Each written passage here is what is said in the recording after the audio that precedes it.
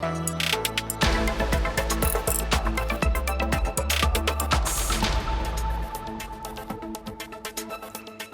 et messieurs, bonjour et bienvenue dans le Focus Éco. Le Maroc, mis à l'honneur au Salon international de l'agriculture qui se poursuit à Paris. Un choix au symbole fort qui renforce le partenariat stratégique, économique et commercial entre le Maroc et la France, notamment dans le domaine de l'agriculture. Cela dans un contexte où le secteur agricole connaît des moments difficiles au Maroc, en raison d'ailleurs d'une sécheresse structurelle qui impacte l'emploi, le pouvoir d'achat et la croissance. L'occasion de faire un état des lieux de ce secteur. Agriculture au Maroc, quel avenir et quelle perspective en 2025? On en parle dans ce Focus Éco avec Youssef Graoui. Vous êtes économiste, vous êtes également président du Centre marocain pour la gouvernance et le management. C'est un plaisir de vous avoir avec nous. Merci madame pour votre invitation. Alors, agriculture au Maroc, en quelques chiffres, si on devait faire un état des lieux, comment se porte aujourd'hui le secteur? Alors le secteur agricole au Maroc aujourd'hui, il traverse une période assez difficile. Et pas que pour cette campagne agricole. Depuis 7 ans, nous vivons une sécheresse qui est devenue structurelle au Maroc. Chaque année, dans le projet de loi de finances, on est en train de prévoir la réalisation de 70 à 75 millions de quintaux. Mais devant des campagnes agricoles très sévères, où on est sur un dérèglement climatique, des précipitations en recul, un stress hydrique qui est très élevé, un taux de remplissage des barrages qui est aux alentours de 30%, on n'arrive pas à réaliser les 75 millions de quintaux, voire encore moins, on réalise difficilement 50 et des fois on descend à 40 millions de quintaux. C'est une situation qui est assez difficile. Malgré que le Maroc, bien évidemment, il a une expérience très riche, très diversifiée dans le secteur de l'agriculture, dans les métiers et l'industrie qui sont liés à la culture de la terre. Donc le Maroc, il a une très bonne expérience. Et si aujourd'hui le Maroc, il a été choisi comme pays d'honneur, et c'est le premier pays étranger au niveau de ce salon organisé à Paris, c'est qu'il y a une reconnaissance de l'expérience agricole du Maroc. Il faut qu'on le dise, le Maroc aujourd'hui n'est pas un pays agricole par excellence. Nous avons un historique dans le secteur de l'agriculture.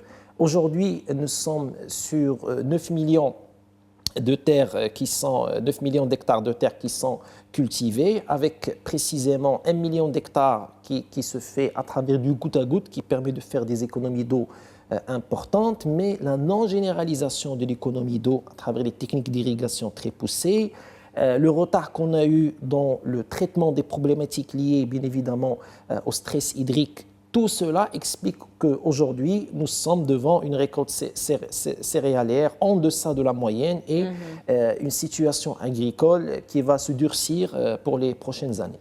Et pourtant, il y a eu plusieurs plans stratégiques qui ont été initiés par le passé et qui sont toujours mis en place aujourd'hui, des mesures qui sont mises en place en faveur de la modernisation du secteur agricole, mais aussi la gestion des ressources en eau. Mais ça ne semble pas en tout cas suffire face à cette conjoncture qu'on est en train de vivre cette année de sécheresse, donc une sécheresse devenue au Maroc structurelle. Absolument. Si on voit déjà au niveau de la population active, le secteur de l'agricole, il emploie 40% de notre population active.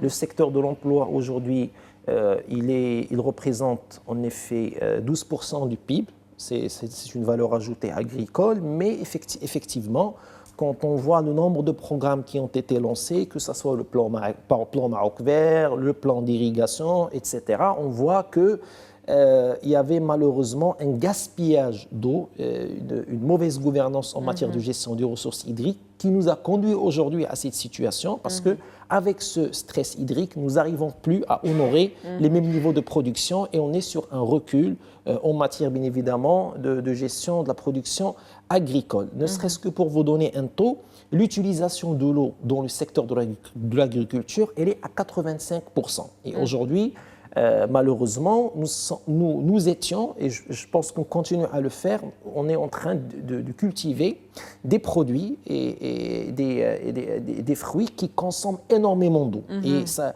malheureusement, ça durcit cette pénurie de l'eau. Et si on est à 85% d'utilisation d'eau dans le secteur de l'agriculture, cela signifie qu'il faut qu'on passe à des techniques d'irrigation qui sont très poussées en matière de technologie. Aujourd'hui, il y a même une digitalisation, bien évidemment, de l'irrigation, de l'utilisation de l'eau, parce qu'il faut qu'on atteigne des niveaux très élevés d'économie de l'eau. On parle que l'irrigation actuelle du goutte à goutte peut générer une économie de 2 milliards de mètres cubes par an, mais ce n'est pas suffisant. Il faut qu'on réalise, moi je me dis qu'en tant qu'économiste, il faut qu'on parte à réaliser 10 milliards d'économies de mètres d'eau. De mètres cubes d'eau en matière d'irrigation, il faut qu'on ait au moins 80% de nos terres qui utilisent ces technologies d'irrigation très poussées qui permettent de réaliser des économies d'eau, une rationalisation essentielle de l'utilisation des ressources hydriques si on veut continuer à produire avec la même cadence qu'on le faisait il y a 7 ans ou 6 ans, parce que c'est lié à la sécurité alimentaire, c'est lié à notre autosatisfaction. Et n'oublions pas, quand on est devant des situations actuelles, on fait beaucoup d'importations, et c'est des importations, bien évidemment, qui viennent creuser le déficit de la balance commerciale, aujourd'hui qui est très élevé, madame, et qui est à 20% de notre produit intérieur brut. Vous avez parlé de digitalisation de l'agriculture. Il y a un accord qui vient d'être signé dans ce sens, à l'occasion de ce Salon international de l'agriculture qui se poursuit à Paris. Vous avez également parlé de cultures qui sont développées aujourd'hui au Maroc, mais qui demandent énormément d'eau. Moi, j'aimerais qu'on revienne sur ces cultures et aussi sur certains produits qui sont aujourd'hui exportés vers d'autres pays. Est-ce que ces fruits et légumes qui sont aujourd'hui exportés impactent d'une certaine manière d'abord le coût des produits alimentaires sur place au niveau national et comment ces exportations impactent aussi l'économie nationale? Alors, en termes d'utilisation agressive, je dirais, de l'eau, je prendrai le cas de l'avocat. L'avocat, il a été très cultivé ici au Maroc. Malheureusement, c'est un produit qui a été utilisé tout au long de la mise en œuvre du plan Maroc vert, et c'est un produit qui est très exporté à l'étranger. Et beaucoup d'économistes parlent qu'on est en train d'exporter de l'eau.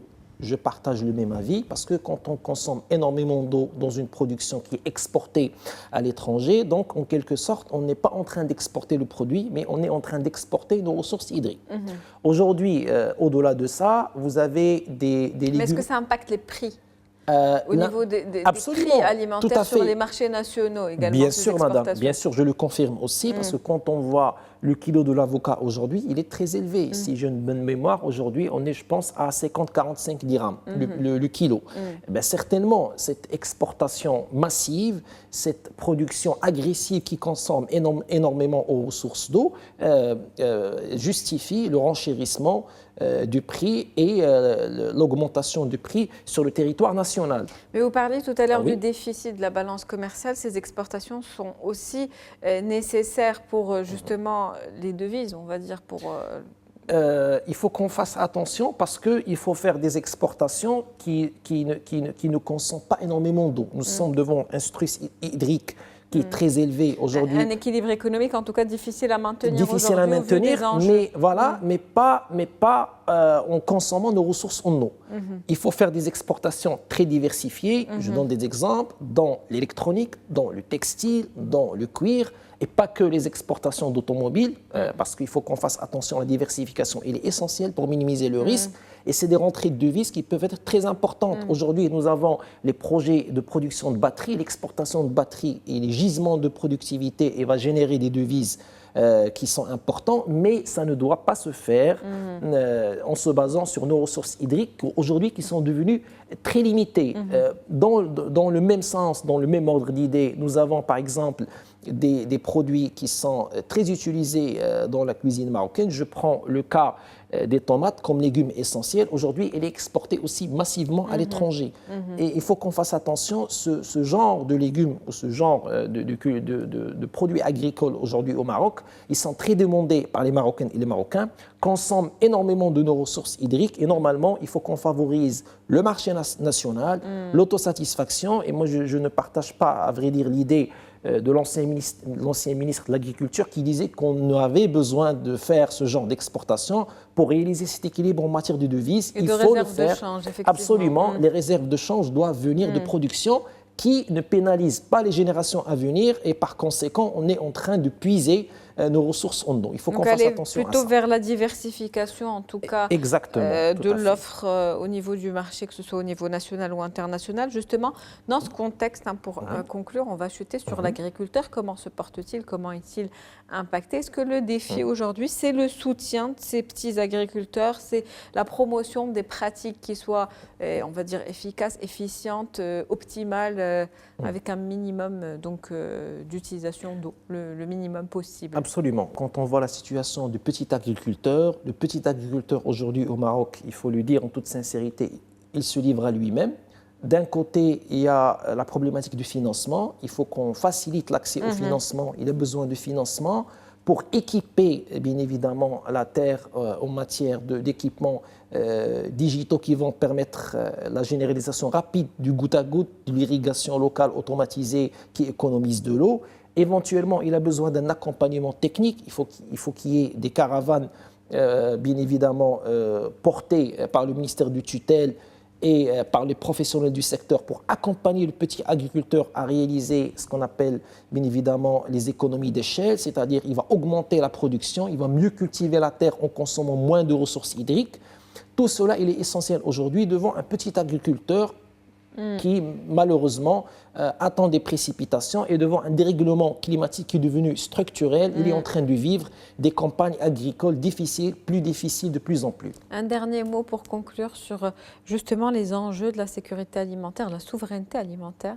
Absolument. La souveraineté alimentaire, elle est liée à la préservation de nos ressources hydriques, à la substitution bien évidemment de la production des produits agricoles qui consomment énormément de nos ressources d'eau. Nous avons cité le cas de l'avocat et qu'on se penche beaucoup plus sur l'autosatisfaction, qu'on se penche sur le produit national qu'il va falloir qu'on mette à la disposition de nos concitoyennes et concitoyens et bien évidemment garder une marge de manœuvre en matière d'exportation en se basant sur la diversification des produits. Ça peut être agricole ou non agricole, mais l'essentiel, c'est la satisfaction du marché national pour la maîtrise des prix, pour stopper l'inflation et surtout la préservation de nos ressources hydriques. Merci à vous, Monsieur Youssef Guerraoui. Je rappelle que vous êtes économiste et président du Centre marocain pour la gouvernance et le management. C'était un plaisir de vous avoir avec nous ce soir. Plaisir partagé, chère madame. C'est la fin du Focus Eco pour aujourd'hui. On se retrouve demain avec un nouvel invité, nouveau sujet. Très bonne journée. Merci pour votre fidélité.